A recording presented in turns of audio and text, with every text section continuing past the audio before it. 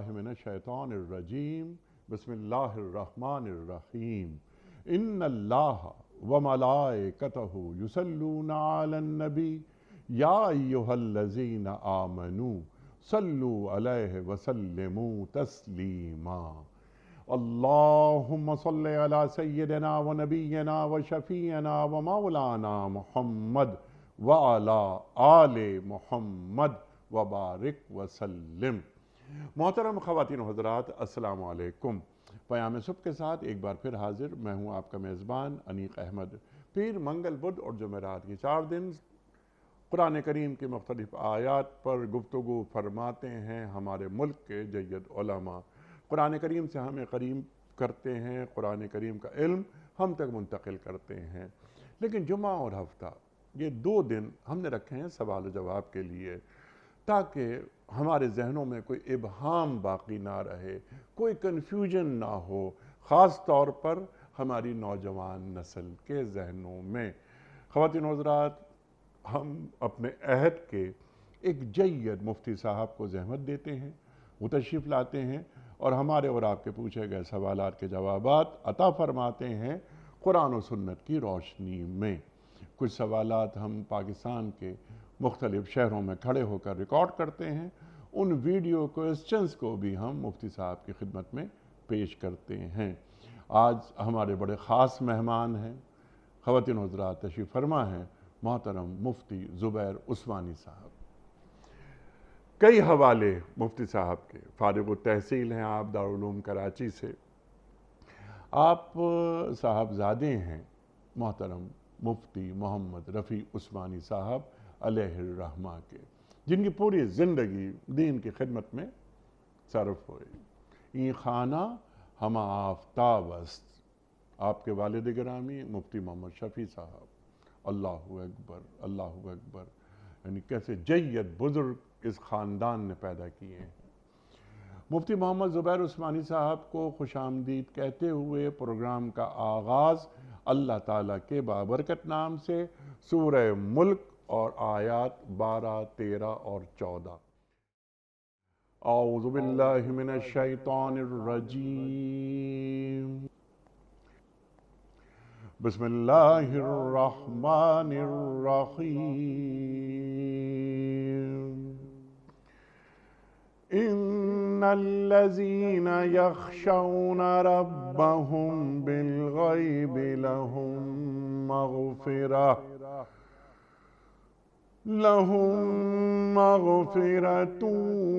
व अज्रुन कबीर। व असिर्रू क़ौलकुम अविजहरू बिही इन्नहु अलीमुम बिज़ातिस सुदूर। अला यअलमु मन ख़लक़ व हुवल लतीफ़ुल ख़बीर। सदक़ल्लाहुल अज़ीम।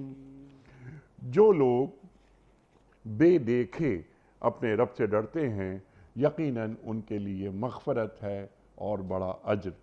तुम ख्वाह चुपके से बात करो या ऊंची आवाज़ से, वो तो दिलों का हाल तक जानता है। क्या वही नहीं जानेगा जिसने पैदा किया, वो बारीक बीन और बाखबर है। ख़वातीन व हज़रात, मोहतरम मुफ्ती मोहम्मद ज़ुबैर उस्मानी साहब की खिदमत में आज के प्रोग्राम के हवाले से पहला सवाल अरशद ख़ान साहब का है। सवाल उनका ये है कि मुफ्ती साहब, ये जो ले पालक बच्चा होता है, इसके ताल्लुक़ से बड़ी कन्फ्यूजन्स रहती हैं। बाप का नाम कौन सा आएगा, माँ का नाम कौन सा आएगा, पासपोर्ट बनाने में बड़ी दिक्कतें होती हैं, NIC वग़ैरह।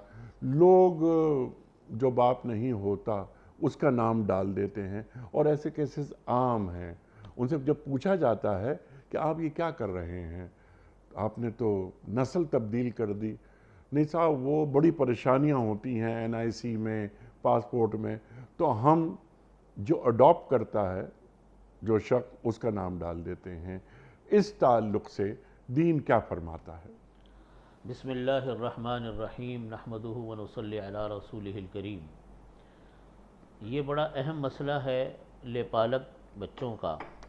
بہت سارے حضرات یہ کہتے ہیں کہ ہمیں ایسے بچے بعض اوقات ملتے ہیں یا ہم کسی کو گود بچہ لے لیتے ہیں تو بڑی مشکل ہمیں پیش آتی ہے، جیسا کہ آپ نے ان مشکلات کا ذکر کیا۔ جی تو اس سلسلے میں عرض یہ ہے کہ قرآن پاک کا بڑا دو ٹوک حکم ہے۔ اللہ رب العزت کا فرمان ہے، سورہ احزاب کی آیت ہے ادعوہم لآبائہم هو اقسط عند اللہ۔ یہ آیات اس وقت نازل ہوئی جب حضرت زید رضی اللہ عنہ کو لوگوں نے نبی کریم صلی اللہ علیہ وسلم کا بیٹا کہنا شروع کر دیا تھا۔ آپ صلی اللہ علیہ وسلم نے ان کو منہ بولا بیٹا بنایا ہوا تھا، تو لوگوں نے مشہور کر دیا تھا کہ زید بن محمد کہنے لگے تھے ان کو۔ تو نبی کریم صلی اللہ علیہ وسلم کے اوپر جب یہ آیات نازل ہوئی کہ تم ایسے بچوں کو اپنے باپ کے نام سے ہی پکارا کرو، اور یہ اللہ کے نزدیک زیادہ انصاف پر مبنی بات ہے۔ اس لیے مسئلہ یہ ہے کہ ولدیت کسی حال میں نہیں تبدیل ہو سکتی، اور تبدیل کرنا حرام اور ناجائز بھی ہے۔ نبی کریم صلی اللہ علیہ وسلم کی ایک حدیث ہے، آپ نے فرمایا کہ جو انسان کسی کی ولدیت کو تبدیل کرتا ہے اور وہ جانتا بھی ہے کہ اس کا والد دوسرا ہے، تو جنت اس کے اوپر حرام ہے۔ اللہ اکبر، اللہ تو یہ اتنا بڑا کبیرہ گناہ ہے، قرآن پاک کی آیت نازل ہو رہی ہے یہ۔ اور ہمارے ہاں چونکہ بہت سارے لوگ بچوں کو گود لیتے ہیں، لیکن اس میں کچھ باتوں کا خیال رکھنا بہت ضروری ہے۔ تو دیکھیے، گود لینا بچوں کا یہ تو جائز ہے، لیکن شریعت کے جو مسائل ہیں وہ اپنی جگہ پر ایبسلوٹ ہیں، شریعت کے مسائل اپنی جگہ پر اٹل ہیں۔ نمبر ایک یہ کہ والد کا نام تبدیل نہیں ہو سکتا۔ تمام ڈاکومنٹس کے اندر، سرکاری، غیر سرکاری، پاسپورٹ، NIC، تمام چیزوں میں والد کا نام وہی رہے گا جو اس کے اصل والد ہیں۔ اچھا۔ نمبر دو، جو شریعت میں پردے کے احکامات ہیں وہ اپنی جگہ پر بدستور رہیں گے۔ مثلا بچے کو گھر رکھا ہوا ہے تو عورتیں ہیں گھر کے اندر، جو بچے کی بہنیں ہیں بن گئیں یا ان صاحب کی جنہوں نے لے پالک لیا ان کی بیوی ہیں، تو پردے کے احکامات اپنی جگہ کے اوپر بدستور رہیں گے۔ اگر وہ بیٹی ہے، یعنی بیٹی کی حیثیت سے لایا گیا اور بیٹی بالغ ہو گئی ہے تو گھر کے جو مرد ہیں ان سے ان کا پردہ ہوگا۔ ٹھیک۔ اور جو والد ہے، جو لے پالک بچے کا والد کہلا رہا ہے، بیٹی کا والد کہلا رہا ہے، اس سے بھی پردہ ہوگا، اس سے بھی پردہ ہوگا۔ اللہ اکبر، اللہ اکبر۔ تو چند کام، کون کون سے کام ہیں جو اس وقت کرنے ضروری ہیں؟ ایک تو یہ ہے کہ ولدیت پہلے سے سب بچوں کو بتا دیا جائے کہ ہم نے اس بچے کو گود لیا ہے، لیکن ولدیت اس کے والد اس کے وہ ہیں جو بھی اس کے اصل والد ہیں۔ نمبر دو، گھر میں رہتے ہوئے جب وہ بچہ بالغ ہو جائے تو اس کے اوپر پردے کے احکامات پورے لاگو ہوں گے۔ تیسرا مسئلہ آتا ہے میراث کا۔ میراث میں اس کا کوئی حصہ نہیں ہوگا۔ یعنی اگر وہ گھر میں بعض اوقات اس طرح بچے رہتے ہیں کہ بعض بچوں کو پتہ بھی نہیں ہوتا، اتنی کم عمری میں بچے آ جاتے ہیں، بڑے ہو کر پتہ بھی نہیں چلتا کہ میرے ماں باپ ہیں کون۔ لیکن اپنی اگر اس لے پالک بچے کو کوئی صاحب کچھ دینا چاہتے ہیں تو اپنی زندگی میں مالک بنا کر دے دیں، لیکن مرنے کے بعد اس کو میراث میں حصہ شرعی طور پر نہیں ملتا۔ یہ مسائل ہیں لے پالک بچے کے، اور اس کے معاملے میں آج ہمارے ہاں بہت زیادہ غلطیاں بھی ہو رہی ہیں لوگوں سے، لوگ ان کی ولدیت بھی بدل دیتے۔ ایک مسئلہ بیچ میں آتا ہے، وہ مسئلہ یہ آتا ہے کہ بعض ایسے بچوں کو لے لیا جاتا ہے جن کے والد کا پتہ ہی نہیں ہوتا، جیسے ایدھی سینٹر سے لے لیتے ہیں یا دوسری ایسی جگہوں سے لے لیتے ہیں کہ والد کا نام ہی نہیں پتہ ہوتا۔ ایسے موقع کے اوپر بھی ہمیں نادرہ والوں نے خط لکھے جامعہ دارالعلوم کراچی کے دارالافتاء کو کہ ہم ایسے موقع پہ کیا کریں، کیونکہ والد کا نام ہمیں پتہ نہیں ہے۔ تو ایسے موقع کے اوپر بھی جس صاحب نے لے پالک لیا ہے بچے کو گود، وہ اپنا نام نہیں لکھوا سکتے والد کے خانے میں۔ اچھا۔ بلکہ کوئی بھی فرضی نام ہم طے کر لیں بطور فرضی نام کے، اس کا نام لکھوایا جا سکتا ہے ولدیت کے خانے کے اندر، لیکن اصل جو والد ہیں چونکہ ان کا پتہ نہیں ہے، اس لیے کوئی فرضی نام، جیسے عبداللہ ہے مثال کے طور پہ، اس طرح کا نام لکھوایا جا سکتا ہے۔ ان باتوں کا ہمیں خیال رکھنا ضروری ہے لے پالک بچے کے حوالے سے۔ ٹھیک ہے۔ اچھا، ایک سوال بہت اہم لوگ ہم سے پوچھتے ہیں اور آتے ہیں ہمارے پاس بہت سوالات کہ جناب والا ہم نے یہ بچہ اڈاپٹ کیا تھا جب اس کی عمر تھی کوئی 1.5 سال، اب وہ بچہ یا بچی بڑی ہوتے چلے گئے، اب وہ 18-20 سال کے، اور انہیں احساس ہی نہیں ہوا، ہم نے دلایا بھی نہیں، نہ احساس دلایا، نہ انہیں بتایا کہ تم ہماری اولاد نہیں ہو۔ اب وہ بچی یا بچہ وہ 18 سال کا ہو گیا، اگر ہم اسے بتاتے ہیں یہ بات تو اس کو ایموشنل جو ایک ہوتا ہے نا شوق، وہ لگے گا، تو ہم اس ڈر سے انہیں نہیں بتاتے۔ انہوں نے پوچھا سوال، کچھ دوست ہیں ہمارے، تو ہم نے ان سے کہا کہ نہیں، یہ جیسا آپ نے فرمایا بتانا ضروری ہے اور انہیں بتا دیا جائے۔ تو وہ ڈرتے ہیں اس بات پر کہ اگر یہ بیٹی ہے جو اڈاپٹیڈ ہے، ان کی بیٹی نہیں ہے، اب وہ ڈگری کر رہی ہے اور وہ ہمیشہ اس شخص کو اپنا باپ ہی سمجھا اس نے، اور انہوں نے اپنی بیٹی ہی سمجھا اسے، لیکن ایسی صورت میں کیا کیا جائے؟ یہ مسئلہ تو ہے اپنی جگہ پر، لیکن یہ مسئلہ عموماً اس وقت پیش آتے ہیں، ہمارے ہاں بھی ایک دو مسئلے ایسے پیش آئے کہ جب شادی کا موقع آیا جی، اور بیٹی کی یا بیٹے کی، اب جب نکاح فارم کے اندر ولدیت بتانی ہوتی ہے تو وہ صاحب کہنے لگے جنہوں نے لپالک گود لیا تھا کہ میں اپنا نام والد کے طور پہ لکھوا دیتا ہوں، جی، تو ان کو منع کیا گیا تھا ہمارے یہاں سے کہ آپ ان کا اپنا نام نہیں لکھوا سکتے۔ اب وہ بالغ ہے، بڑی ہے، سمجھدار ہے، اس کو آہستہ آہستہ کر کے اس کے کان میں یہ بات ڈال دی جائے کہ ولدیت کے خانے میں تو جو بھی والد ہوں گے ان کا نام لکھوا دیا جائے گا۔ ٹھیک ٹھیک، یہ تو بتانا ان کو ضروری ہے تاکہ ضروری ہے۔ نسب کا مسئلہ تو جو ہے، بچے کو یا بچی کو کیسے بتایا جائے؟ بس اب بتانا تو ہے اس کو۔ دیکھیں مسئلہ یہ ہوتا ہے کہ پھر اب جب آگے ان کی آگے جنریشن چلتی ہے، آگے ان کی اولادیں ہوتی ہیں، تو پھر وہ سلسلہ نسب جو ہے نا وہ غلط ہو جاتا ہے۔ تو وہ بتانا تو ضروری ہے، خاص طور پہ جب ان بچوں کی شادیاں ہونے لگ جاتی ہیں، تاکہ وہ سلسلہ نسب ان کا اپنے والد سے جوڑے۔ ٹھیک ہے، اور جن صاحب نے لے کر گود پالا ایسے ضرورت مند بچوں کو جن کو ضرورت تھی کسی سہارے کی، ان کے لیے بڑا اجر و ثواب ہے، ان کے لیے بہت اللہ تعالیٰ کے ہاں اجر ہے جو انہوں نے یہ کام کیا، اس بچے کو سرپرستی دی۔ ٹھیک، کلیئر ہو گئی بات، یہ بتانا ضروری ہے۔ عبدالغنی صاحب ہیں کراچی سے، سوال ان کا یہ ہے کہ مفتی صاحب جانور خریدنے کے بعد گم یا چوری ہو جائے تو کیا کیا جائے؟ جی، جو اگر آدمی مالدار ہے یعنی صاحب نصاب ہے، اس کا جانور اگر گم یا چوری ہو جائے اس کو تو دوبارہ خریدنا پڑے گا، کیونکہ اس کے ذمے میں قربانی واجب ہے۔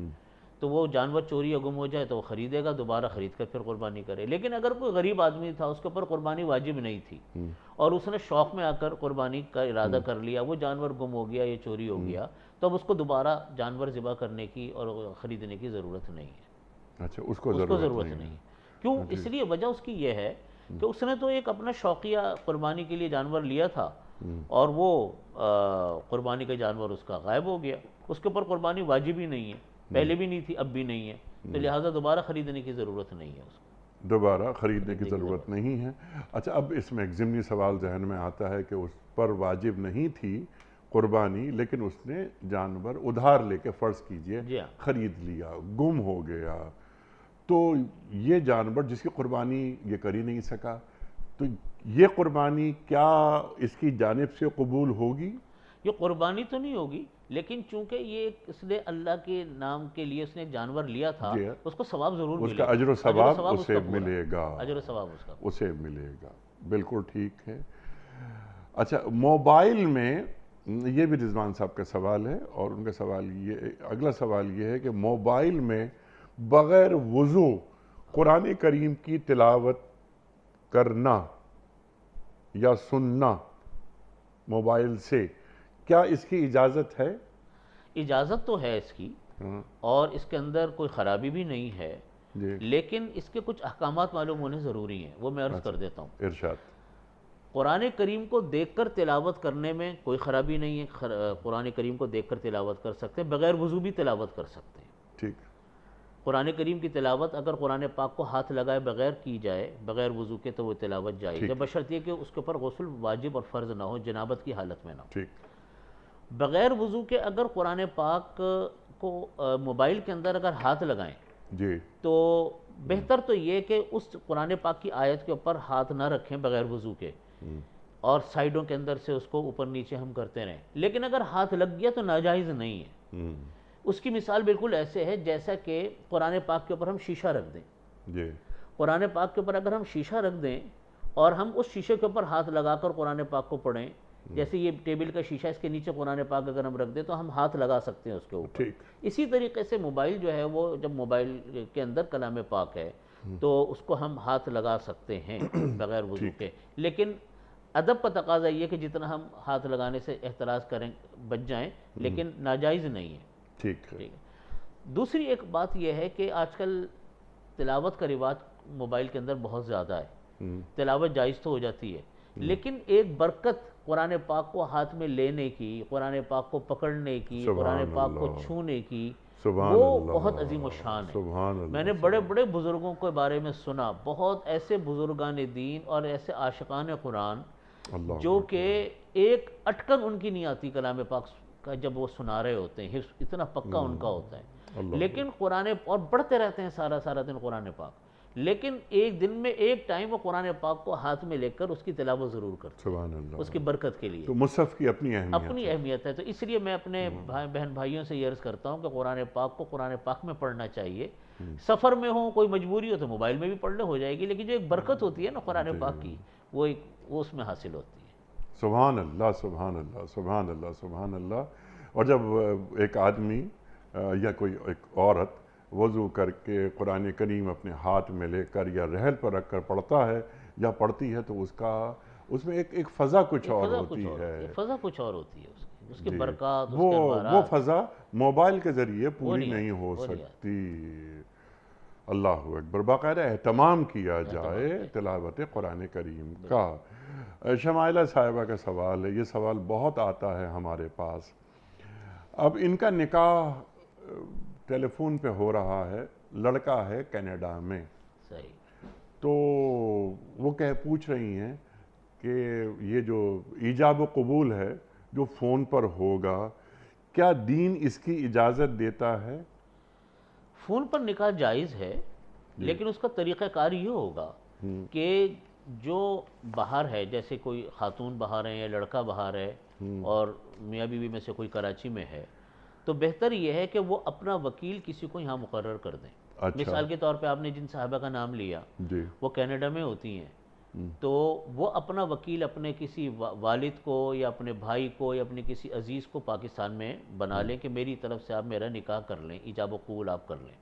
بے شک وہ لائن کے اوپر رہیں، لیکن لڑکی کی طرف سے وکیل جو ہے وہ ایجاب و قبول کرے گا نکاح کی مجلس کے اندر. یہ معاملات چونکہ نکاح کے بڑے اہم ہوتے ہیں اور آگے جا کر بعض اوقات خدا نخواستہ کچھ پرابلمز بھی آ جاتی ہیں، تو اس وجہ سے معاملے کی کلیئرٹی کے لیے اور صاف ستھرے معاملات کے لیے ضروری ہے کہ ہم یہ معاملات کریں. یہی مسئلہ آ جاتا ہے جب ہم آن لائن جو ہے وہ ویڈیو کالنگ کے ذریعے سے ہم نکاح کر رہے ہوں، اگرچہ ہم آمنے سامنے بیٹھے ہوئے ہوتے ہیں، لیکن اس میں بھی احتیاط اس کے اندر ہمارے علماء فرماتے ہیں یہی ہے کہ آپ وہاں پر مجلس نکاح میں کسی کو اپنا نمائندہ مقرر کر دیں. بے شک آپ سب آن لائن رہیں، لیکن ایجاب و قبول وہاں رہے تاکہ کوئی ایمبیگوئٹی، کوئی اس کے اندر ابہام اس کے اندر باقی نہ رہے.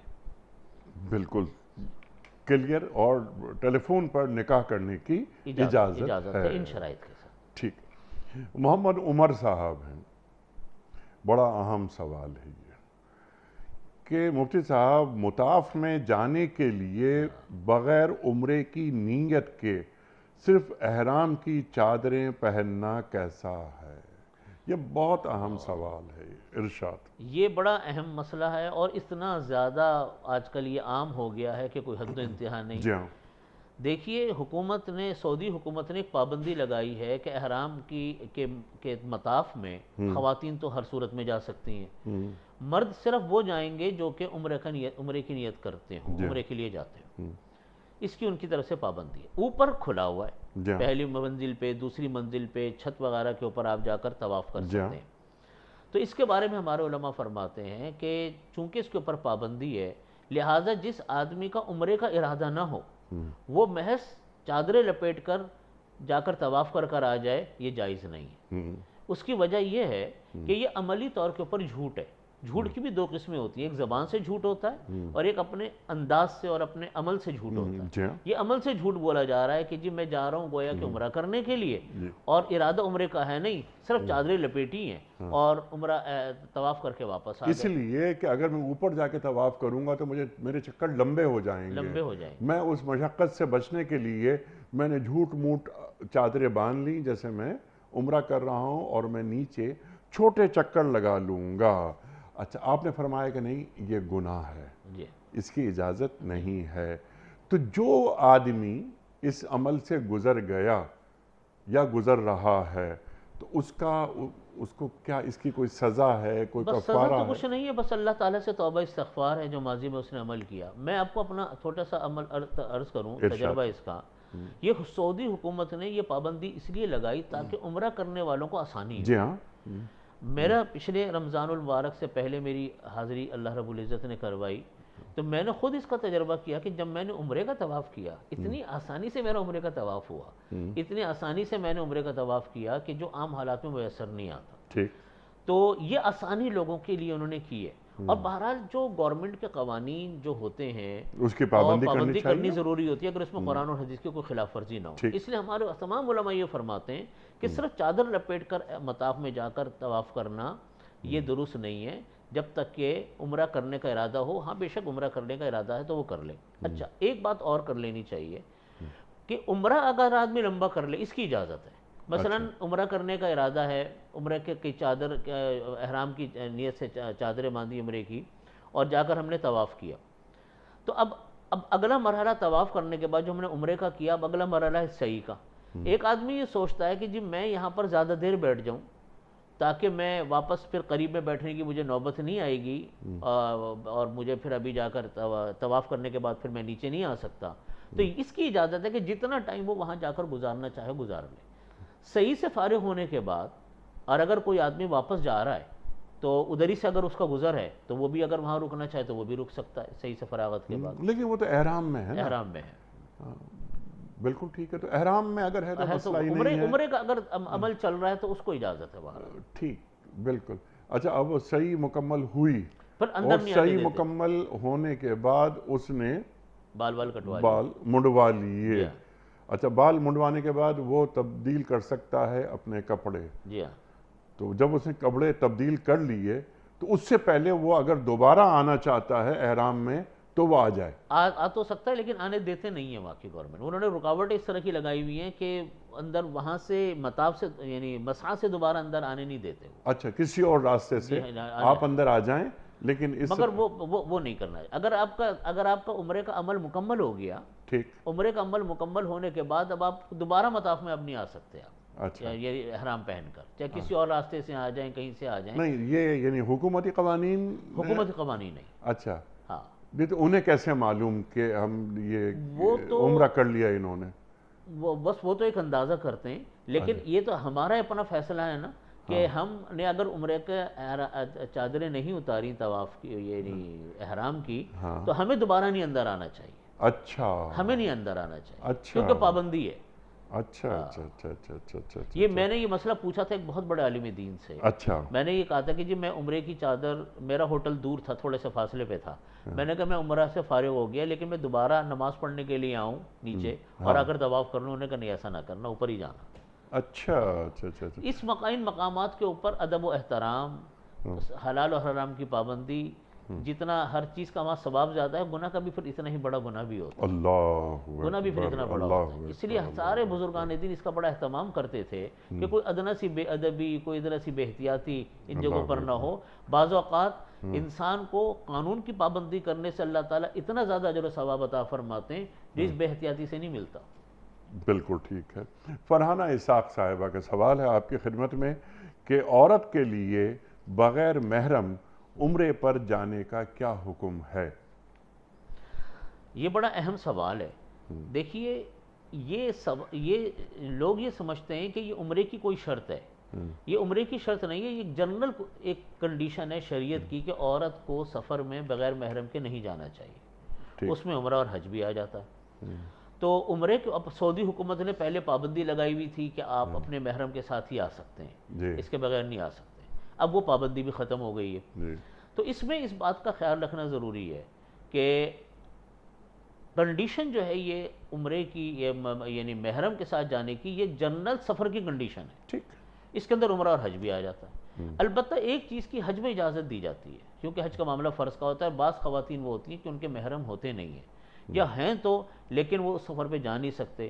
تو حج میں اس بات کی اجازت دی جاتی ہے کہ اگر کچھ خواتین اپنے کچھ جاننے والی خواتین کے ساتھ جائیں، اپنے عزیز خواتین کے ساتھ جن کے ساتھ ان کے محرم موجود ہیں، تو وہ حج گروپ کے اندر اس کے اندر جانے کی ان کو اجازت دی جاتی ہے۔ ٹھیک ہے، اس طریقے ٹھیک ہے، تو وہ حج گروپ میں جا سکتی ہیں اگر محرم دستیاب نہیں ہے، لیکن اور اگر محرم ہے تو پھر محرم کے ساتھ ضرور پھر محرم کے ساتھ جائیں۔ مگر اس میں نے یہ بات عرض کی کہ جو خاتون بغیر محرم کے جا رہی ہیں وہ اس گروپ میں جائیں گی جس میں ان کی دیگر ایسی خواتین موجود ہوں خاندان کی جن کے محرم ساتھ ہیں، جن کے محرم محرم ساتھ ہیں، لیکن جو ان کے محرم ہوں گے ان خواتین کے، ان کی تو یہ محرم نہیں ہوئی نہیں نا، ہے، لیکن اپنی دوسری خواتین کے ساتھ چونکہ ان کی حفاظت کا ایک نظام ہے، حفاظت کا حفاظت نظام کا ایک ہے، انتظام یعنی ہے، عورت تنہا عمرہ نہیں کر نہیں کر سکتی، یہ منع کرتے یہ منع ہیں، ہے یہ نا، منع ہے۔ کلیئر ہو گئی یہ بات ہے۔ ذخیرہ اندوزی کا حکم اور ملک میں پھیلی ہوئی مہنگائی، اللہ اکبر، اللہ تعالیٰ جو مہنگائی ہے اسے ختم کرے ہمارے ملک میں۔ کچھ لوگ ذخیرہ کر لیتے ہیں، کارٹل بنا لیتے ہیں وغیرہ وغیرہ، تو اس کا کیا حکم ہے؟ محمد اشفاق صاحب آپ سے پوچھ رہے ہیں۔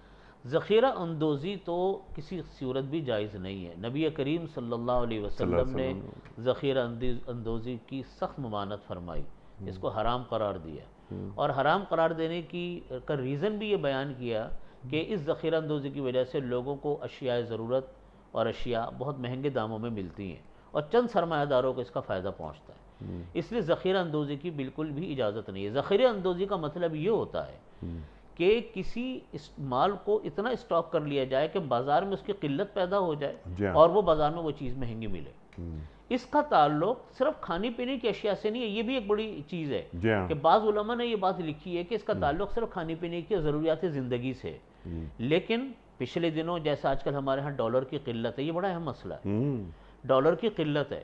ہمارے علماء کرام نے فتویٰ دیا، حضرت مفتی تقی عثمانی صاحب دامت برکاتہم نے فتویٰ دیا پچھلے دنوں کہ وہ تمام حضرات جو ڈالر کو اس لیے لے کر بیٹھے ہوئے ہیں کہ کل ڈالر کی قیمت بڑھے گی تو میں اس کو بیچوں گا، ان کو فوراً بیچ دینا چاہیے کیونکہ ملک کو اس وقت سخت شدید ضرورت ہے ڈالر کی۔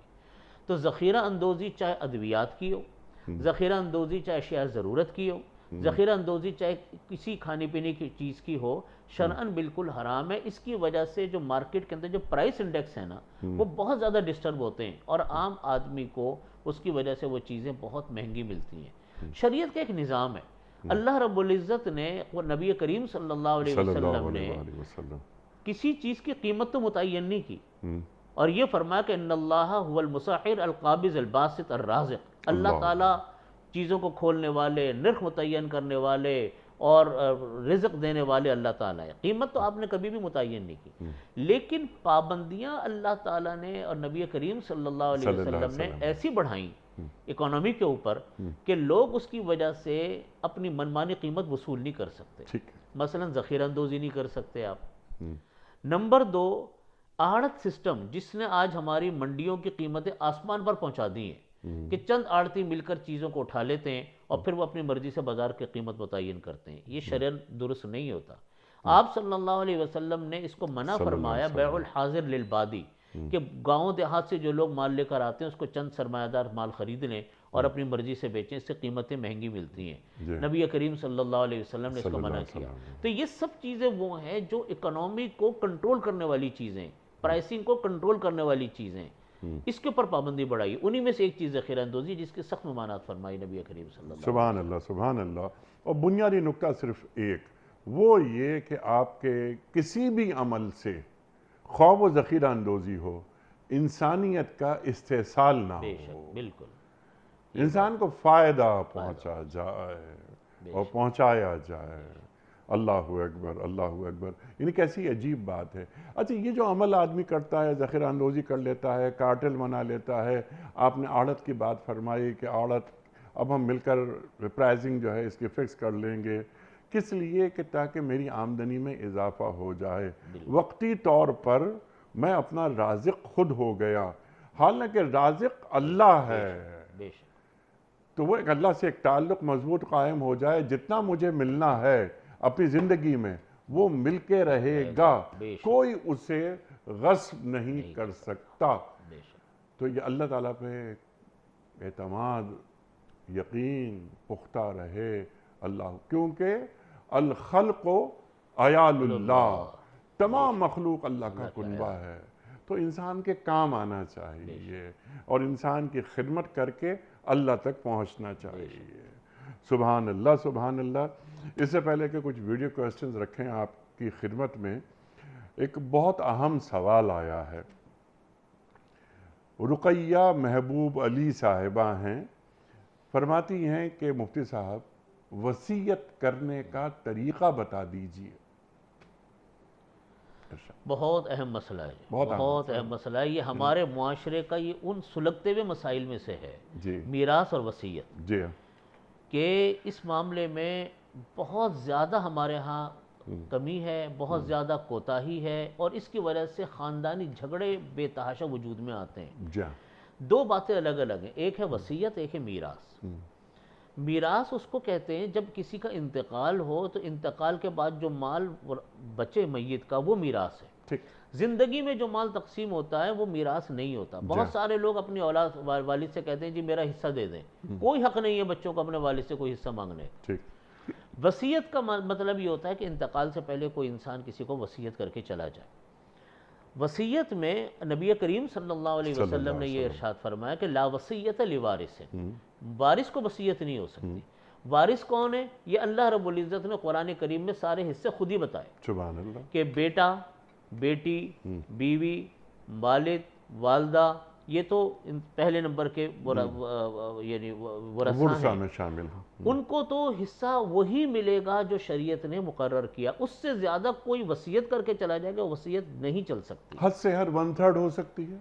नहीं, वारिस को नहीं हो सकती। नहीं, वारिस को तो हो ही नहीं सकती। लेकिन अगर वसीयत, जी, अगर कोई वसीयत करता है अपने वारिस के अलावा किसी को, तो वो सिर्फ 1/3 होगी। ठीक। यानी 100 में से ये 1/3% जो है वो किसी को वसीयत की जा सकती है, सारे माल की वसीयत नहीं हो सकती। हमारे यहाँ जो गलती होती है, वो गलती हम लोग ये कर देते हैं कि बाज़ औक़ात किसी ऐसे अपने बेटे को कह देते हैं कि इंतकाल से पहले कि जी मेरे फलाने बेटे को इतना दे देना, बेटी को इतना दे देना, मेरा मकान जो है वो मेरी बीवी को यूँ दे देना। ये करके जाना बिल्कुल गलत है, खिलाफ दीन है, खिलाफ दीन है, खिलाफ शरीयत है। नबी करीम सल्लल्लाहु अलैहि वसल्लम के हुक्मों की बिल्कुल वाज़ेह खिलाफ वर्जी है। बल्कि अपने बच्चों को इसकी ताकीद करके जाएं कि मैं ये तुम्हें कि शरीयत के मुताबिक अपनी मीरास तकसीम करवाएं, उलमा और मुफ्तियान कराम से इसके मसाइल मालूम करें और उसके मुताबिक तकसीम करें और उसका एहतमाम भी करें। नंबर 2, इस बात की बहुत ज़रूरत है कि ख़ास तौर पे ये मसला उन घरानों में पेश आता है कि जिनके घरानों में बेटे नहीं होते, औलादे नरीना नहीं होती, सिर्फ बेटियां होती हैं। वहाँ मामला ये होता है कि मीरास फिर अपने बेटा बेटी और बीवी से, बेटे तो है नहीं, बेटी और बीवी से अलावा फिर बहन भाइयों में चली जाती है। लोग यहाँ पर ये चाहते हैं कि जी मेरी बेटी को ज़्यादा मिल जाए और मैं चाहता हूँ कि मेरी दूसरों को मीरास ना मिले।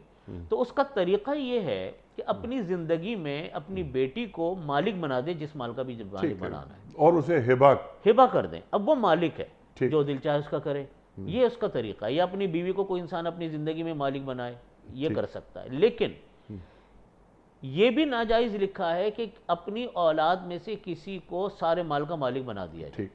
तमाम औलाद के दरमियान बराबरी ज़रूरी है, अगर ज़िंदगी में करेगा, क्योंकि ज़िंदगी में मीरास नहीं है, ज़िंदगी में वो औलाद है, औलाद सब के सब बराबर है, बेटी भी बराबर है, बेटा भी बराबर है। तो बहुत सारे लोग गलती ये करते हैं अपनी ज़िंदगी में, जब तकसीम करते हैं माल को अपनी ज़िंदगी में, कि बेटे को उसी हिसाब से देते हैं जिस हिसाब से मीरास मिलती है, दुगना, और बेटी को एक हिस्सा। ये नहीं होता, बल्कि ज़िंदगी में सबको बराबरी ज़रूरी है, बेटा बेटी को। अलबत्ता बास औलाद माँ बाप की खिदमत ज़्यादा करती है, उसमें अगर अपने औलाद को वो उसकी खिदमत की वजह से ज़्यादा कुछ देना चाहें अपनी ज़िंदगी में, तो अपनी ज़िंदगी में ज़्यादा दे सकते हैं, वसीयत नहीं कर सकते उनकी।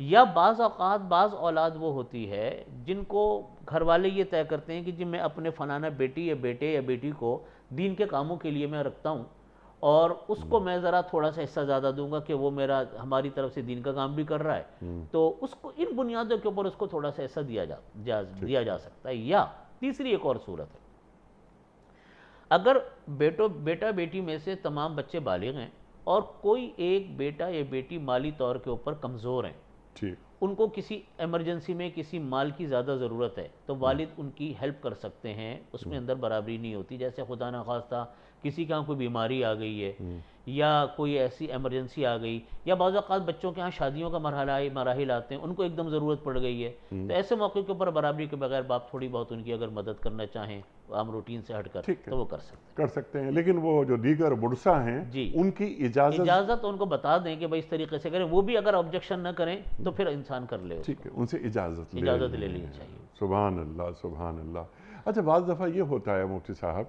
کہ گھر ہے یا کوئی دکان ہے یا فیکٹری ہے، اس میں سب سے زیادہ کنٹریبیوشن ہوتی ہے بڑے بیٹے کی۔ بڑا بیٹا 25 سال میں لگ گیا، باپ کے ساتھ کام کرتا رہا جی ہاں، اور کاروبار کو وسعت دے دی۔ اچھا، چھوٹے بہن بھائی جو 5 8 سال 10 سال 12 سال کے، ان کی کنٹریبیوشن نہیں ہوتی، تو ایسی صورت میں کیا والد بڑے بھائی کا حصہ زیادہ کر سکتے ہیں؟ یہ بڑا اچھا سوال آپ نے کیا، اور یہ بہت زیادہ مسئلہ پیش آتا ہے۔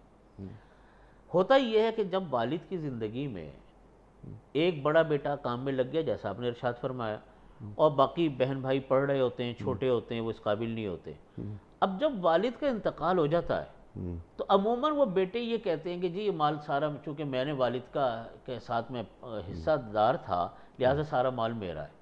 تو یہاں میں مسئلے کی وضاحت آپ سے عرض کروں، یہ ضروری ہے، بنیادی بات ہے کہ والد جب اپنے کسی بیٹے کو کاروبار میں شریک کرے اور کاروبار میں اس کو اپنے ساتھ لگائے، تو یہاں اس کو یہ بات اپنے بیٹے سے طے کرنی ضروری ہے اور اپنے تمام گھر والوں کو بتانی ضروری ہے کہ اس کی حیثیت کیا ہے، یہ میرا پارٹنر ہے یا یہ میرا ملازم ہے۔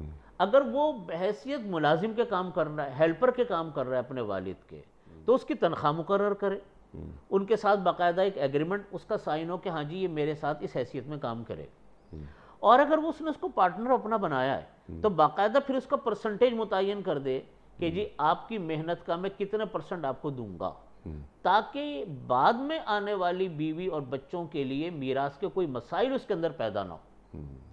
اس لیے یہ مسئلہ بہت ضروری ہے۔ یہ جو اس وقت ہمارے ہاں کا جو روٹین چلا آ رہا ہے، یہ تو فساد اور جھگڑے کی جڑ ہے۔ ہمارے ہاں ہوتا یہ ہے، عجیب ایک کہانی ہے کہ جس وقت والد کا انتقال ہوتا ہے تو جو بیٹے والد کے ساتھ کاروبار میں شریک ہیں وہ کہتے ہیں کہ جی سارے مال کا مالک میں ہوں، ٹھیک، بیٹیوں کی ہم نے شادی کر دی، ٹھیک، والدہ ہمارے ساتھ رہتی ہیں، ان کی تو ساری ضرورت ہے، وہ تو میری ماں ہے، ٹھیک، اب سارا مال والد کا وہ لوگ لے جاتے ہیں۔ یہ شرعاً حرام ہے، ناجائز ہے۔ اللہ اکبر، اللہ یہ اکبر، بالکل ایسا ہے جیسے بہن کے اور دیگر بھائیوں کے مال کے اوپر ڈاکہ ڈالنا، ان کے مال کو غصب کرنا اور چھیننا۔ اللہ اکبر۔ مفتی صاحب، اگر گھر کی جو پہلی منزل ہے جی ہاں، وہ بڑے بھائی نے بنا لی جی اور نچلا جو گراؤنڈ فلور تھا وہ والد صاحب کا گھر تھا، انتقال ہونے کے بعد اگر بھائی یہ کہتا ہے کہ جناب نچلا جو گھر تھا گراؤنڈ فلور وہ تو ظاہر ابا کا تھا، لیکن جو پہلی منزل بنی وہ میرے پیسوں سے بنی ہے، تو یہ اس گھر کی جو قیمت ہے جو اب بٹے گا اور ورثہ میں تقسیم ہوگا، اس میں زیادہ حصہ میرا ہوگا، کیونکہ آپ کے 5 روپے بھی نہیں لگے پہلی منزل بنانے میں۔ تو ایسی صورت میں پورے مکان کی ویلیو لگے گی یا گراؤنڈ فلور کی الگ، فرسٹ فلور کی الگ؟ اصل میں جو اوپر والا گھر بنا، زمین تو نیچے کی استعمال ہوئی ہے نا، جی ہاں، اصل قیمت جو ہوتی ہے وہ زمین کی ہوتی ہے۔ جیسے ڈیفنس کے اندر گھر بنایا یا کسی جگہ پر بنایا تو زمین تو کروڑوں روپے کی ہے، اس کا 10واں یا 20واں حصہ جو ہے وہ کہیں جا کر ایک بلڈنگ کا تعمیر ہوتی ہے۔ ٹھیک، تو ایسے موقع کے اوپر یہ کیا جا سکتا ہے کہ پورے گھر کی ویلیو لگائیں ٹھیک، اور بیٹے کا بھی حصہ آپ اس کے اندر جوڑیں، جو بیٹے کا بنتا ہے اپنا اصل حصہ، اور دوسری بہن بھائیوں کا حصہ بنتا ہے وہ بھی سارا اس کے اندر جوڑ لیں۔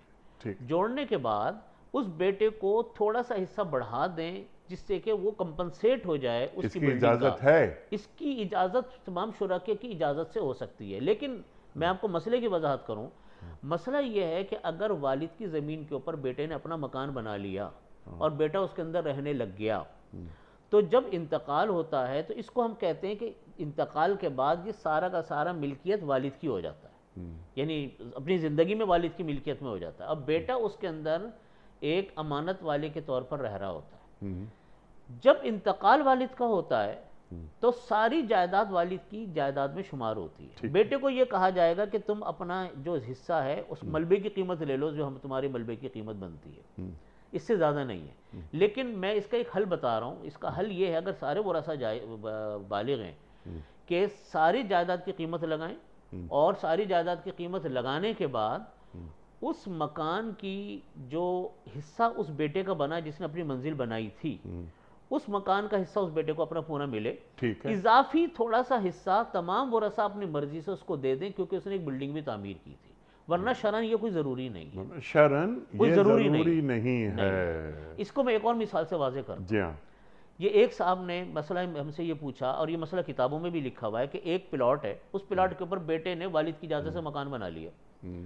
جب انتقال ہوا والد کا تو اب وہ مکان جو ہے یوں کہا جائے گا کہ پلاٹ چونکہ والد کا ہے لہٰذا یہ مکان آپ نے بنایا, یا تو تم مکان سے ملبے کی قیمت لے لو یا مکان کو توڑ دو. اس کا مطلب کیا ہوا کہ بلڈنگ کا مالک بیٹھا نہیں ہوا والد کی جگہ پر بنانے سے, کیونکہ اصل جگہ جو ہے وہ قیمت کس کی ہے؟ پلاٹ کی ہے. یہاں یہ ایک آسانی کی صورت میں نے ایک مسئلہ آپ کے سامنے عرض کیا. ٹھیک ہے. اچھا ایک سوال اور جو بنیادی سوال وہ یہ کہ ہمارے معاشرے میں یا ہماری نفسیات میں وصیت لکھنے کو اہمیت دی ہی نہیں جاتی. بالکل. اس تعلق سے دین کیا فرماتا ہے؟ یہ تو بڑے واضح احکامات ہیں نبی کریم صلی اللہ علیہ وسلم کے کہ ایک رات بھی ایسی نہیں گزرنی چاہیے کہ کوئی انسان اپنے وصیت نہ لکھے. اللہ اکبر. وصیت تو لکھنا, وصیت کو بتانا یہ ضروری ہے. میں نے اپنے والد رحمۃ اللہ علیہ کو, مفتی رفیع عثمانی صاحب رحمۃ اللہ علیہ کو میں نے دیکھا, اپنے دادا رحمۃ اللہ علیہ کے بارے میں نے پڑھا اور سارے بزرگوں کے بارے میں نے پڑھتا ہوں کہ اپنی اس ڈائری کو جس میں ان کے اموال کی تفصیل لکھی ہوئی ہوتی ہے اس کو ہر وقت اپڈیٹ کرتے رہتے تھے. گھر والوں کو بتاتے تھے کہ دیکھو میری یہ ڈائری اس جگہ کے اوپر ہے, اگر کسی وجہ سے مجھے کبھی کچھ ہو جائے تو میری ساری باتیں اس کے اندر لکھی ہوئی ہیں. اللہ اکبر. اور اس اتنی اہم بات کو ہم عام طور پر غیر اہم تصور کرتے ہیں. وصیت کتنے لوگوں نے لکھ کے رکھی ہے ہمارے معاشروں میں, یہ مسلم معاشروں میں.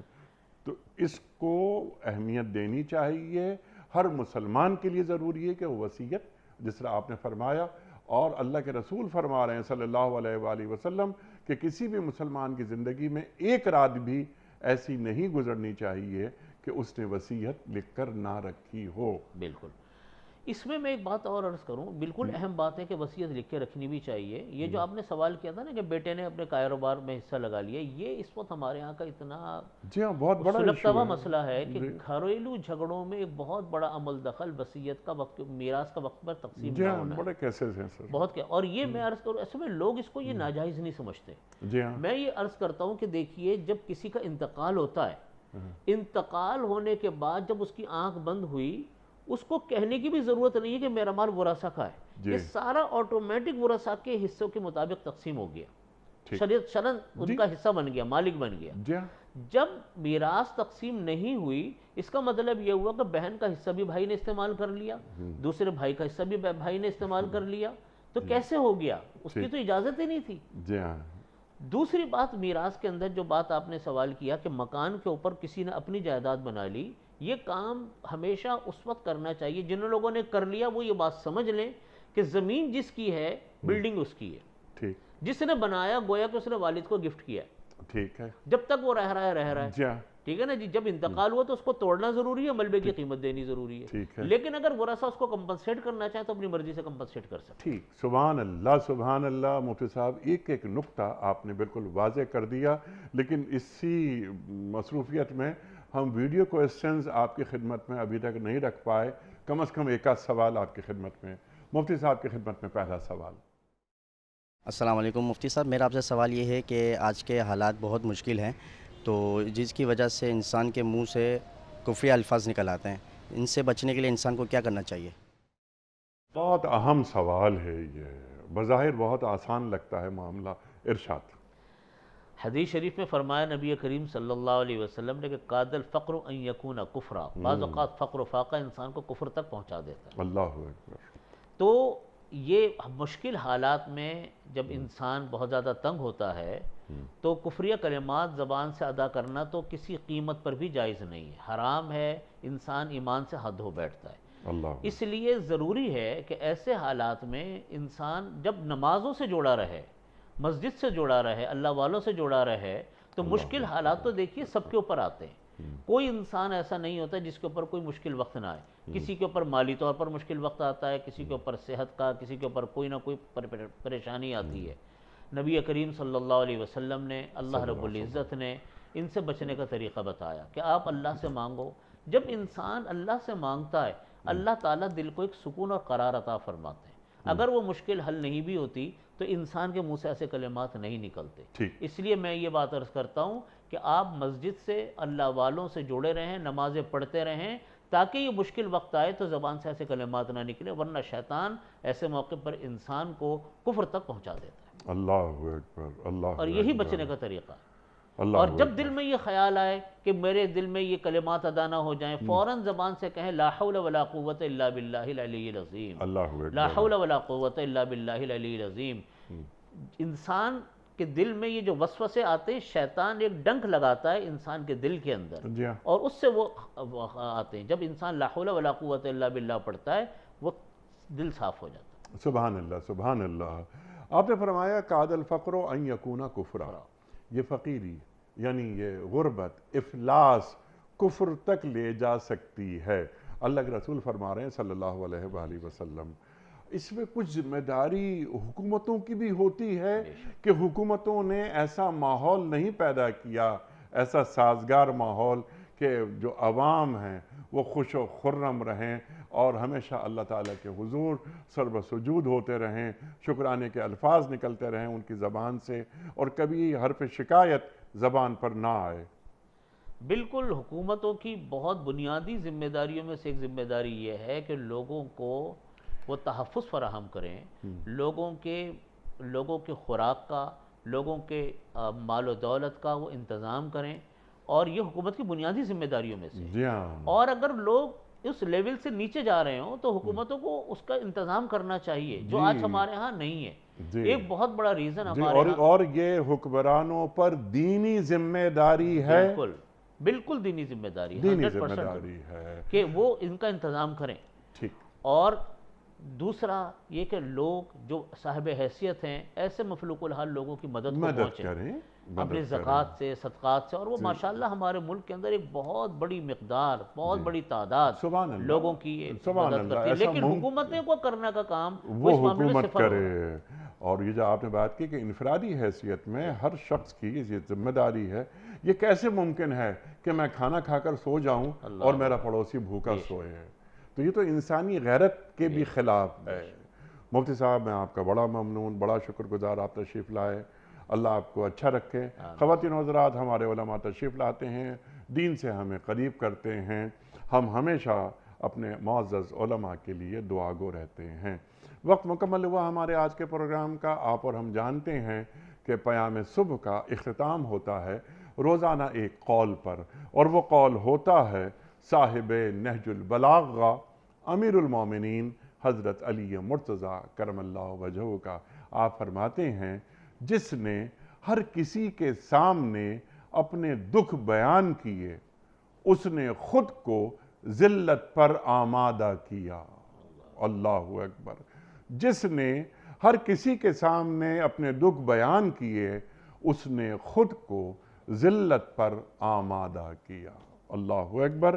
اپنے میزبان انیق احمد کو کل تک کے لیے اجازت دیجیے. خدا حافظ.